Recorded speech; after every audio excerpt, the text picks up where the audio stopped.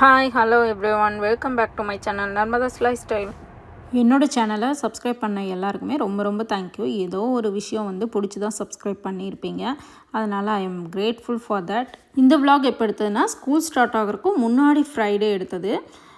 Costco போயிருந்தோங்க. Banana fruits அந்த மாதிரி வாங்குறதுக்கு, மில்க்கு இதெல்லாம் எக்கெல்லாம் வாங்கிட்டு வருவோம். காஸ்கோவில் யூஸ்வலாக வீக்கெண்ட் பர்ச்சேஸ்னால் காஸ்கோ ஒன்று, இந்தியன் கிராசரி ஒரு நாள் போயிடுவோம்.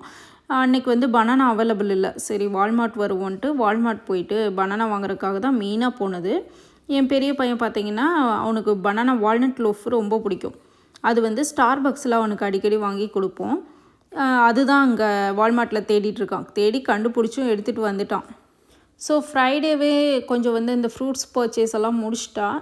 அதுக்கப்புறம் சாட்டர்டே நம்ம எங்கேயாவது வெளியே போகலாம் அப்படின்ட்டு பிளான் பண்ணிகிட்ருந்தோம். ஏன்னா இந்த வீக்கெண்டு ஒன்று தான் இருக்குது. அடுத்த வாரம் அப்படியே தமிழ் ஸ்கூல் ஸ்டார்ட் ஆகுது. எல்லாம் அப்படியே பிஸியாக போயிட்டுருக்கோம் வீக்கெண்ட்னாவே. ஸோ இந்த ஒரு வாரம் தான் எங்களுக்கு இருக்கிற வாரத்துலேயே ரொம்ப ரிலாக்ஸான வாரங்கிற மாதிரி. சம்மர் ஹாலிடேஸும் முடிய போகிற வாரம்.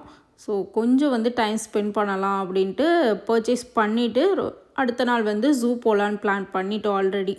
ஸோ ஃப்ரூட்ஸ் வாங்குறதுக்காக தான் மெயினாக வாங்கியாச்சு. அதுக்கப்புறம் அப்படியே ஒரு வேடிக்கை பார்த்துட்டு வேறு ஏதாவது இம்பார்ட்டன்ட் திங்ஸ் எல்லாம் வாங்கணுமான்னு ஒரு செக் பண்ணிவிட்டு அதுக்கப்புறம் வீட்டுக்கும் கிளம்பிட்டோம். அதுக்கப்புறம் எங்கள் வீட்டுக்கு போகிற வழியிலேயே இந்தியன் கிராசரி எங்களோட கம்யூனிட்டிலேயே இருக்குது. அதுக்கு வந்துட்டோம். இங்கே பார்த்தா இழந்தோட மாதிரி ஏதோ வச்சுருந்தாங்க. அதுக்கப்புறம் இந்த கிராசரியில் எல்லாமே அவைலபிளாக இருக்குங்க. எல்லா சாட் ஐட்டம்ஸும் இருக்கும்.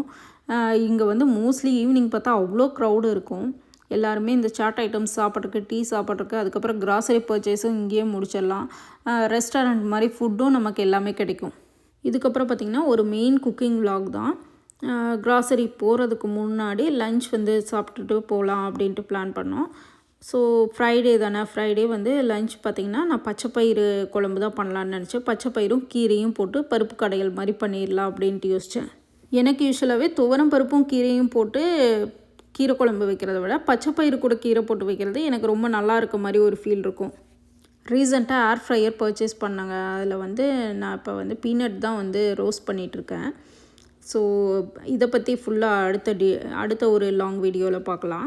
பீனட் ரோஸ்ட் பண்ணுறது எனக்கு ஸ்டவ்வில் வச்சு ரோஸ்ட் பண்ணுறதுக்கு ரொம்ப நேரம் ஆகிற மாதிரி இருக்குங்க. அதனால் ஏர் ஃப்ரையரில் போட்டு விட்டால் கொஞ்சம் குயிக்காக ஆன மாதிரி இருக்கும். நம்ம பக்கத்துலேயே இருந்து செக் பண்ணிட்டால் மட்டும் போதும்.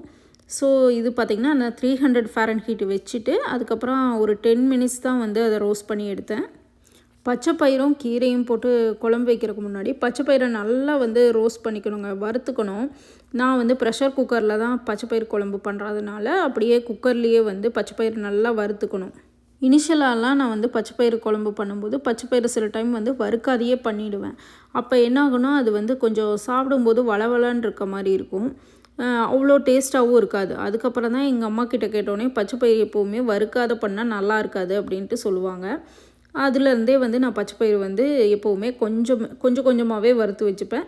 சில டைம் டைம் இருந்ததுன்னா மொத்தமாக பச்சைப்பயிறு வறுத்து வச்சுருவேன். எவ்வளோ குவான்டிட்டி வேணுமோ வறுத்து வச்சுட்டேன்னா ஈஸியாக இருக்கும். ஆனால் அப்போ அந்த டைம் வறுத்து பண்ணும்போது இன்னுமே டேஸ்ட்டாக இருக்க மாதிரி எனக்கு ஃபீல் ஆகுது. எனக்கு தெரிஞ்சு பச்சைப்பயிறு குழம்பு மோஸ்ட்லி சென்னை சைடெல்லாம் யாரும் சாப்பிட மாட்டாங்கன்னு நினைக்கிறேன். எங்கள் ஊர் சைடு ஈரோடுங்கிறனால மோஸ்ட்லி பச்சைப்பயிரில் நிறைய டைம் குக் பண்ணுவோம். பச்சைப்பயிறு கத்திரிக்காய் போடுவோம், பச்சைப்பயிறு சுரக்காய் போடுவாங்க. பச்சைப்பயிறு கீரை ரொம்ப ரேர் தான்.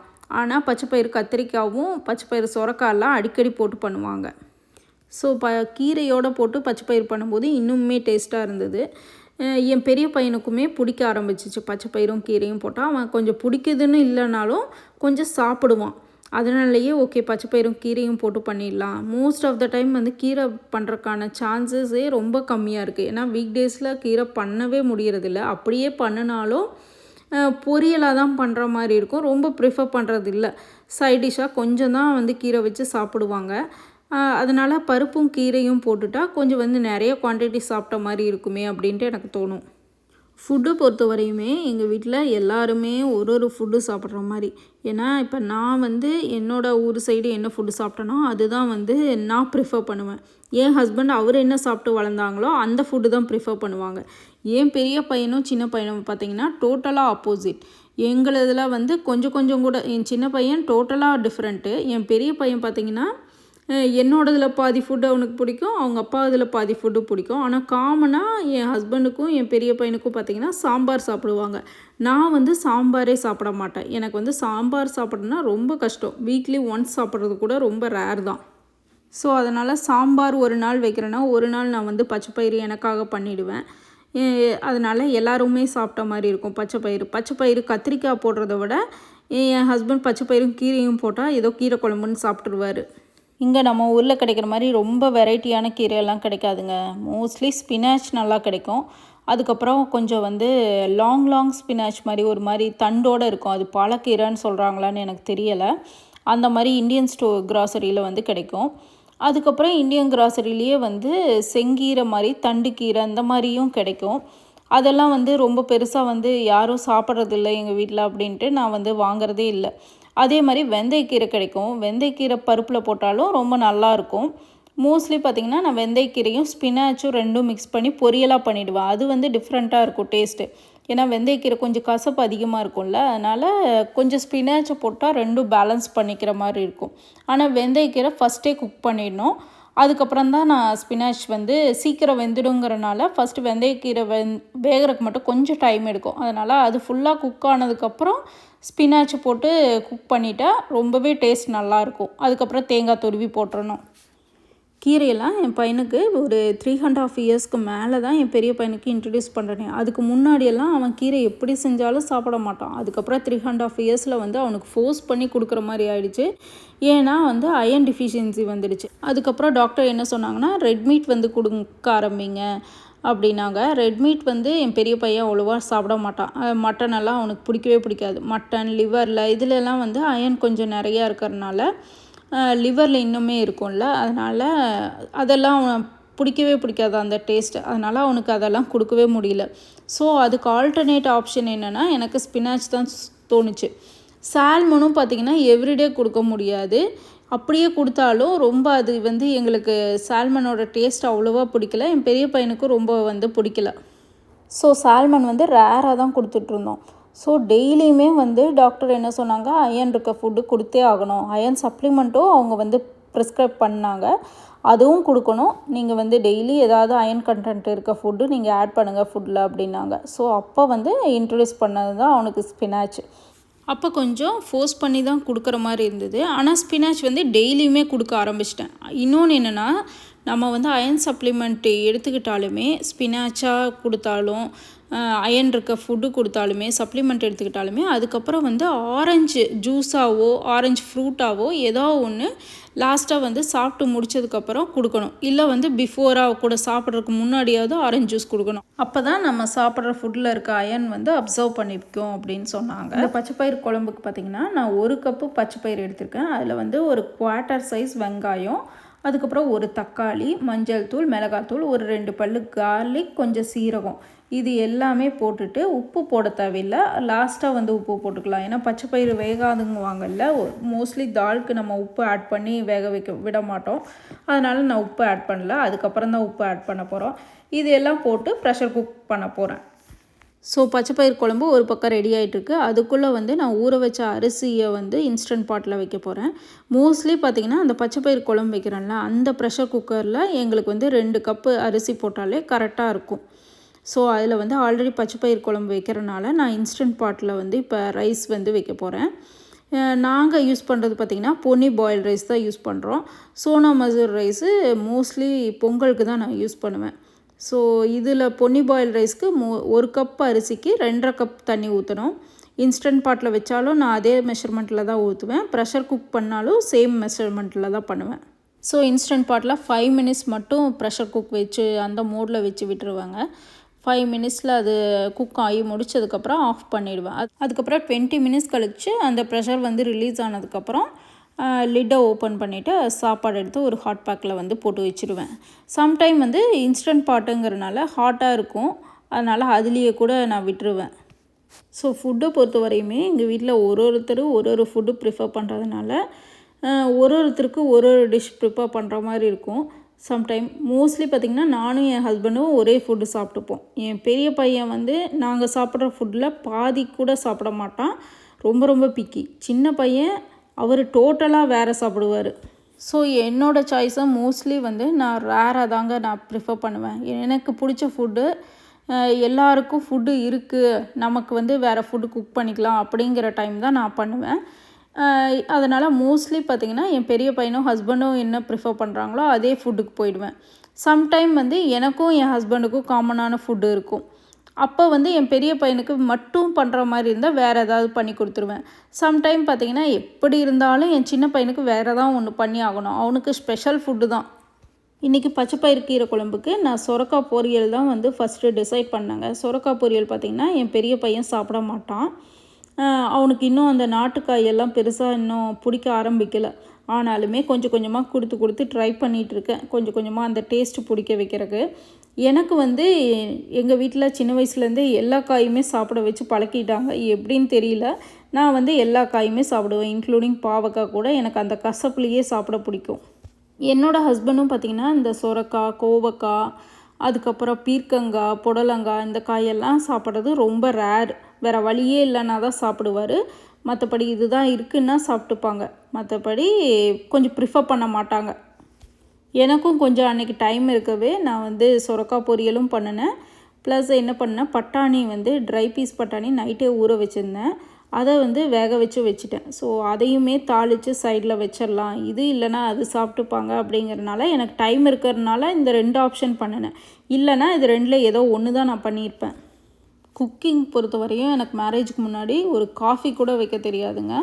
அதுக்கப்புறம் தான் ஒரு டிஷ்ஷாக வந்து கற்றுக்கிட்டேன். செஞ்சு எதெல்லாம் நமக்கு வந்து சாப்பிட்றதுக்கு நல்லாயிருக்கும், நல்லா இல்லாத பார்த்து ஓகே இதுக்கு இது இப்படி போடணும், அது மாதிரி கரெக்டாக வந்து பண்ண ஆரம்பிச்சிட்டேன். அதுக்கு முன்னாடி வந்து கிச்சன் பக்கம் சாப்பிட்றதுக்காக மட்டும்தான் நான் போயிருக்கேன். எங்கள் அம்மா வந்து எந்த குக்கிங்கும் எனக்கு வந்து பண்ணணும் சொன்னதில்லை, நானும் அதில் இன்ட்ரெஸ்ட் காட்டுனதில்லை. ஆனால் ஆஃப்டர் மேரேஜ் பார்த்திங்கன்னா என் ஹஸ்பண்டும் குக் பண்ண மாட்டார், நானும் குக் பண்ண மாட்டேன். இன்லாஸ் கூட இருந்தபோது என்னோடய மதர் இன்லா வந்து குக் பண்ணுவாங்க. அது வந்து எனக்கு சில டைம் வந்து பிடிக்கும், சில டைம் எங்கள் 2 பேர்த்துக்குமே டோட்டலாக வேறு ஃபுட்டு வெரைட்டிங்கிறனால சில டைம் சாப்பிடுவேன், சில டைம் வந்து சாப்பிட மாட்டேன், அந்த மாதிரியே போயிடும். இப்போ வந்து நான் ஒன்றா அதுக்கப்புறம் ஆஃப்டர் மேரேஜ் முக்கியமாக வந்து யூஎஸ் வந்ததுக்கப்புறம் தான் நான் வந்து குக் பண்ண ஆரம்பித்தேன்னே சொல்லலாம். நான் குக் பண்ண ஆரம்பித்ததுக்கப்புறம் என் ஹஸ்பண்ட் வந்து நிறைய காய் சாப்பிடாத இருந்தார். அந்த காயெல்லாம் எப்படியாவது குக் பண்ணி இன்ட்ரடியூஸ் பண்ணி விட்டுட்டேன். இப்போ வந்து புடலங்காயெல்லாம் கொஞ்சம் விருப்பப்பட்டே சாப்பிடுவார். இன்னும் வந்து அந்த பீக்கங்காவோட டேஸ்ட்டு அவருக்கு பிடிக்கிறதில்ல. கோவக்காய் வந்து ஃப்ரை பண்ணால் சாப்பிடுவார், பொரியலாக பண்ணால் நல்லதுங்கிறக்காக சாப்பிடுவார். மற்றபடி சில காய் வந்து அவரும் வந்து இப்போ பரவாயில்ல, ரொம்ப பெட்டர்.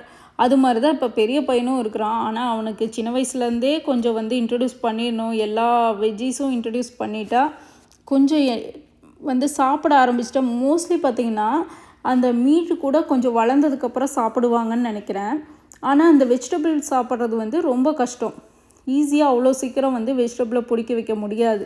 இப்போ கொஞ்சம் கொஞ்சமாக நம்ம வந்து அந்த ஃபுட்டோட டேஸ்ட்டை வந்து கொடுத்துட்டே இருந்தோன்னா ஒரு பீரியடில் அவங்களுக்கு பிடிக்க ஆரம்பிச்சிட்டா சாப்பிட ஆரம்பிச்சிடுவாங்க. ஸோ அதுக்காக தான் வந்து நான் ட்ரை பண்ணிகிட்டே இருப்பேன். டெய்லி வந்து எல்லா ஃபுட்டுமே அவங்களுக்கு கொடுக்கணும், எல்லா காய்கறியுமே சேர்த்து ஆரம்பிக்கணும் அப்படின்னு தான் என் சின்ன பையனுக்கும் பண்ணுறேன். ஆனால் அவன் வந்து ரொம்ப கஷ்டமாக இருக்குது. என் பெரிய பையன் எவ்வளவோ பெட்டர் அப்படிங்கிற மாதிரி இருக்குது. அவன் சின்ன வயசில் இருந்ததை விட இவன் சின்ன வயசில் ரொம்ப மோசமாக இருக்கான். ஸோ மோஸ்ட்லி பார்த்திங்கன்னா என் பெரிய பையன் பீன்ஸு, வெண்டைக்காய், அவரைக்காய் இதெல்லாம் கூட சாப்பிட்ருவான். ஆனால் இந்த சொரக்காய், பீக்கங்காய், புடலங்காய், கோவக்காய் இந்த மாதிரி வெரைட்டி சாப்பிட வைக்கிறது கொஞ்சம் கஷ்டமாக தான் இருக்குது. ஆனாலுமே நான் வந்து கொஞ்சம் கொஞ்சமாக அப்படியே சாம்பாரில் வந்து சைட் டிஷ் மாதிரி வச்சு நான் ஃபீட் பண்ண ஆரம்பித்தேன்னா சாப்பிடுவான். அவனாக எடுத்து சாப்பிட சொன்னால் இதெல்லாம் உள்ளே போகாது.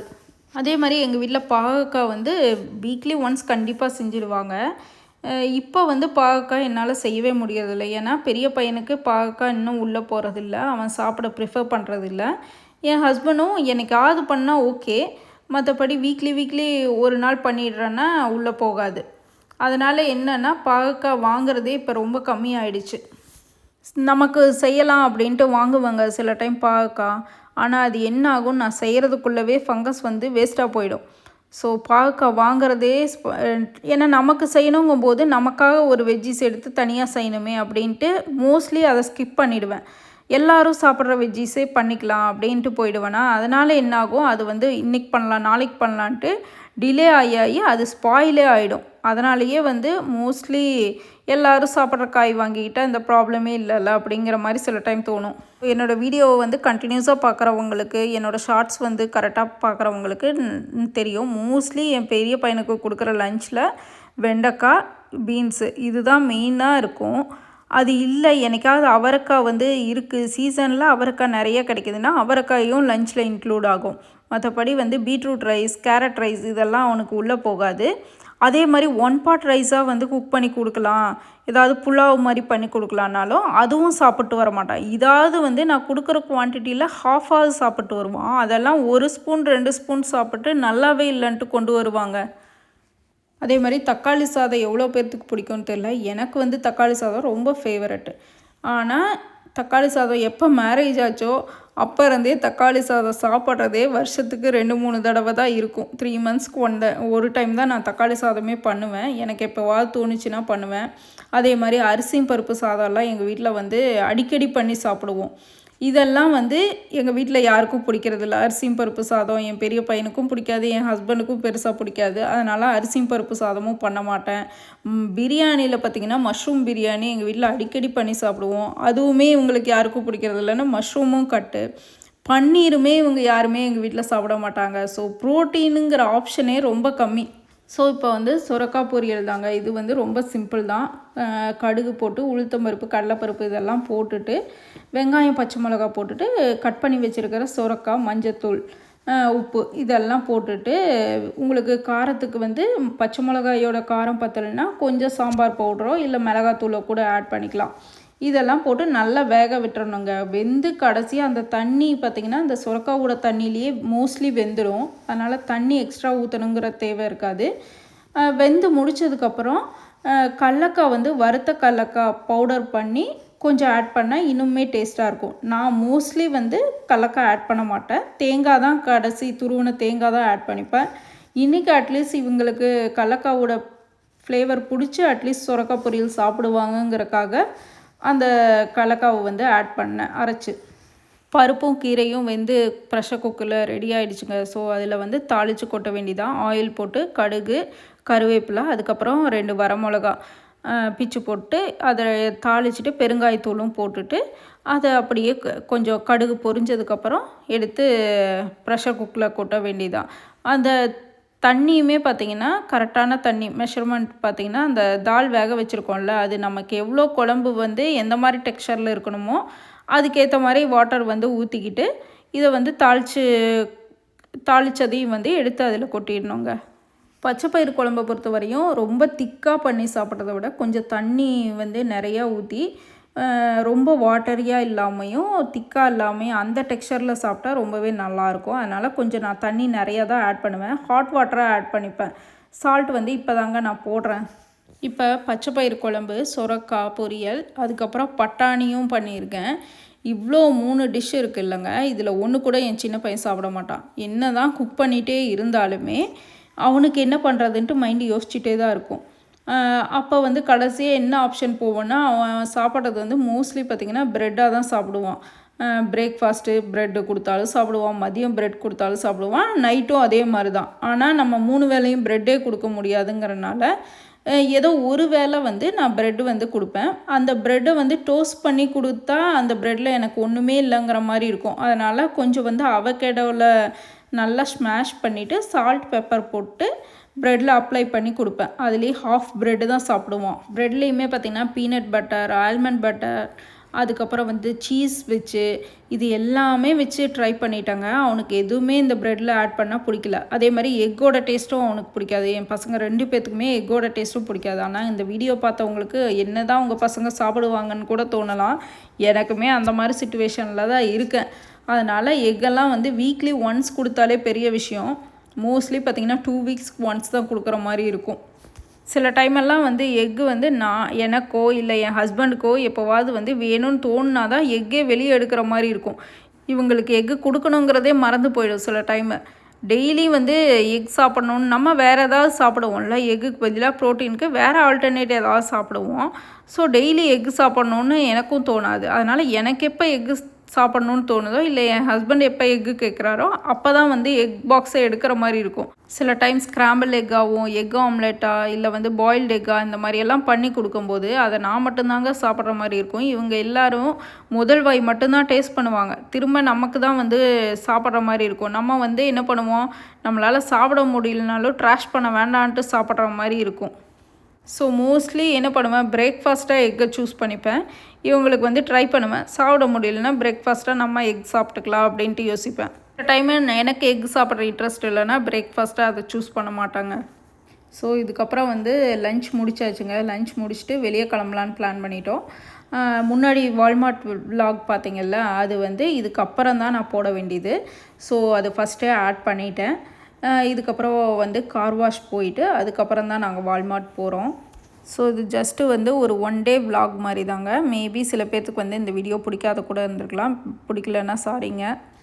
ஸோ என் சின்ன பையனுக்கும் வந்து சில டைம் வந்து ஒரு வேளை சாண்ட்விச் கொடுக்குறேன்னா ஒரு வேளை வந்து அவனுக்கு ப்ளெயின் சப்பாத்தி இல்லை ப்ளெயின் தோசை இந்த மாதிரி எதாவது ட்ரை பண்ணுவேன். சில டைம் பார்த்திங்கன்னா எனக்கு ப்ளெயின் சப்பாத்தி கொடுக்குறதுலேயும் பெரிய இன்ட்ரெஸ்ட் இருக்காது. என்னடா எல்லாமே வந்து வெறும் கார்ப்ஸாக கொடுத்துட்ருக்கோமே, ப்ரோட்டீன் இல்லை, ஃபைபர் இல்லை அப்படிங்கிற ஒரு கில்ட் ஃபீலிங் வரும் எனக்கு. ஸோ ஆனாலுமே அவனுக்கு கொஞ்சம் கொஞ்சமாக நாங்கள் சாப்பிட்ற ஃபுட்டில் ட்ரை பண்ணிகிட்டே தாங்க இருக்கேன். அது வந்து சில டைம் ஒர்க் ஆகும், சில டைம் ஒர்க் ஆகாது. அதுக்கு ஆல்டர்னேட்டாக வேறு ஏதாவது பண்ணணுன்ட்டு பண்ணுவேன். ஒரு மாம்க்கு வந்து நல்லா சாப்பிட்ற பசங்க இருந்தாலும் நிறைய வேலை இருக்கும், சாப்பிடாத பசங்க இருந்தாலும் நிறைய வேலை இருக்கும். இது இல்லையா வேறு என்ன பண்ணி கொடுக்குறது, அந்த மாதிரி ஒரு சிச்சுவேஷனில் தான் நான் இருக்கேன். நம்ம ஃபுட்டு வெரைட்டிலேயே அவ்வளோ ஆப்ஷன் இருக்குது. சவுத் இண்டியன், நார்த் இண்டியன், அதுக்கப்புறம் அது இல்லாமல் வெஸ்டர்ன் ஃபுட்டு, இவ்வளோ வெரைட்டி இருந்தும் இதுலையே பிக்கியாக இருக்காங்களே. ஒரே ஒரு வெஸ்டர்ன் ஃபுட்டு மட்டும் வச்சுருந்தா அதில் எவ்வளோ சாப்பிடுவாங்க அப்படின்ட்டுலாம் நான் சில டைம் யோசிப்பேன். ஸோ இப்போ வந்து கார் வாஷ் பண்ணிகிட்ருக்கும்போது பார்த்திங்கன்னா என் பெரிய பையனுக்கும் சின்ன பையனுக்கும் அந்த டார்க்காக ஃபுல்லாக ஆனதுக்கப்புறம் அந்த பபுள்ஸ் எல்லாம் வந்து ஃபுல்லாக போட்டு அதை வந்து வைப் பண்ணும்போது ஃபுல்லாக இருட்டான மாதிரி இருக்கும். அப்போ வந்து நல்லா என்ஜாய் பண்ணுவாங்க அவங்க 2 பேரும். இது சோப்பி வாட்டரெல்லாம் வரும்போது என் பெரிய பையன் பார்த்துட்டே இருப்பான், சின்ன பையனும் பார்த்துட்டே இருப்பான். என்ன வந்து இது ஏதோ வந்து கோஸ்ட் மாதிரி பண்ணிகிட்ருக்கே அப்படிங்கிற மாதிரி யோசிப்பான். ஆட்டோ கார் வாஷுங்கிறதுனால ஒரு 2 to 3 மினிட்ஸில் 5 மினிட்ஸ்க்குள்ளே முடிஞ்சிடுங்க. அதுக்கப்புறம் வந்து உள்ளே கார் க்ளீன் பண்ணுறதுக்கு நாங்களே செல்ஃப் க்ளீன் தான் பண்ணிக்கணும். மோஸ்ட்லி வந்து வேக்யூம் எல்லா அந்த எக்யூப்மெண்ட்டும் அங்கேயே இருக்கும். நம்ம போயிட்டு அதை எடுத்து யூஸ் பண்ண வேண்டியது தான் அதோட வேலை. மோஸ்ட்லி கார் வாஷ் பண்ணும்போது எங்களால் விட்டுட்டு போனாலே உள்ளே க்ளீன் பண்ணுறக்கெல்லாம் என் ஹஸ்பண்ட் மட்டுமே பண்ணிட்டு வந்துறதுக்கு ரொம்ப ஈஸியாக இருக்கும். நாங்கள் எல்லோரும் போனோன்னா எல்லோரும் கார்லேருந்து இறங்கினதுக்கப்புறம் தான் உள்ளெல்லாம் ஃபுல்லாக வேக்யூம் பண்ணி அந்த ஃப்ளோர் மேட்டெல்லாம் எடுத்து க்ளீன் பண்ணி இதெல்லாம் பெரிய வேலையாக இருக்கும். ஸோ அப்போ என் சின்ன பையனும் கொஞ்சம் கோஆப்ரேட் பண்ணணும், அப்போ தான் வந்து இதெல்லாம் பண்ண முடியும். அன்றைக்கி வந்து கொஞ்சம் ஓகேவாக இருந்தான். என் பெரிய பையனும் கூட இருந்ததுனால 2 பேரும் கொஞ்சம் வாக் பண்ணிவிட்டு அங்கே இங்கேயும் நடந்துகிட்டு இருந்தாங்க. ஸோ நாங்கள் 2 பேரும் சேர்ந்து வேக்யூம் பண்ணுறது, அதுக்கப்புறம் வைப் பண்ணுறது, அங்கேயே வைப் பண்ணுறதுக்கான கிளாத்து, லிக்யூடு எல்லாமே இருக்குங்க. அதனால் அதெல்லாம் எடுத்து நம்ம வந்து க்ளீன் பண்ணுறது தான் நம்மளோட வேலை. கார் வாஷ் பார்த்திங்கன்னா 7:30 8 க்ளோஸ் பண்ணுறாங்க. நாங்கள் க்ளோஸ் பண்ணுறதுக்கு ஒரு 10 மினிட்ஸ் 15 மினிட்ஸ் முன்னாடி தான் போனோம். ஸோ குயிக்காக எடுத்து எல்லாம் பண்ணிவிடுவோம் அப்படின்ட்டு பண்ணிகிட்டு இருந்தோம். வேக்யூம் பண்ணிவிட்டு அங்கேயே வந்து வெட் டவலெல்லாம் வச்சுருந்தாங்க லிக்யூடெல்லாம் போட்டு. ஸோ அந்த வெட் டவலை எடுத்து நம்ம வந்து டோருக்கு, கிளாஸ் டோரு இதெல்லாம் வந்து வைப் பண்ணிக்கலாம். அதுக்கப்புறம் வைப் பண்ணிவிட்டு அதுக்குன்னு வந்து அந்த வைப் பண்ண கிளாத்தெல்லாம் வந்து போடுறதுக்கு ஒரு பின் இருக்கும், அதில் நம்ம போடணும். அதுக்கப்புறம் அவங்க வந்து அதை வாஷ் பண்ணி வச்சுடுவாங்க. ஃப்ளோர் மேட் க்ளீன் பண்ணுறது கூட ஒரு மிஷின் மாதிரி இருக்குங்க. நாங்கள் இன்னும் அந்த ஃப்ளோர் மேட்டெல்லாம் எடுத்து அதில் போட்டு க்ளீன் பண்ணது இல்லை. மோஸ்ட்லி ஃப்ளோர் மேட்டெல்லாம் ஹோஸ் பைப்லேயே வீட்லேயே க்ளீன் பண்ணிடுவாங்க. 2 பசங்களுமே காரில் உட்காந்து ஸ்நாக்குன்னு சாப்பிட்டா எல்லாம் நல்லா சிந்தி சிந்தி ஃபுல்லாக அந்த ஃப்ளோர் மேட் ஃபுல்லாக மெஸ்ஸி பண்ணிடுவாங்க. அதுக்கப்புறம் தண்ணி சிந்துறது, பால் சிந்துறது, இந்த மாதிரி எல்லாமே சிந்தி சிந்தி ஃப்ளோர் மேட்டு ஸ்க்ரப்பு நல்லா பண்ணால் தான் வந்து க்ளீன் ஆகும். ஸோ கார் வந்து ஃபுல்லாக க்ளீன் பண்ணிவிட்டு வால்மார்ட் போயிட்டு அதுக்கப்புறம் வீட்டுக்கு ரிட்டர்ன் ஆகிட்டோங்க. இதோட இந்த வீடியோ வந்து எண்ட் ஆகுது. மேபி இந்த வீடியோ சில பேர்த்துக்கு பிடிச்சிருக்கலாம், சில பேர்த்துக்கு போர் அடிச்சிருக்கலாம். எனிவே வந்து இந்த வீடியோவை கண்டினியூஸாக பார்த்தவங்களுக்கு தேங்க்ஸ் ஃபார் வாட்சிங் த வீடியோ. எங்கள் வீட்டில் இருக்க பசங்க மாதிரியே இன்னும் சில பேர் வீட்டில் இருக்காங்கன்னா ஹோப்ஃபுல்லி வந்து கொஞ்ச நாள் ஆக ஆக வந்து மாறிடுவாங்கன்னு நினைக்க வேண்டியதான். ஸோ நெக்ஸ்ட் இன்னொரு நியூ வீடியோவில் பார்க்கலாம். அது வரையும் பாய். தேங்க்ஸ் ஃபார் வாட்சிங் த வீடியோ.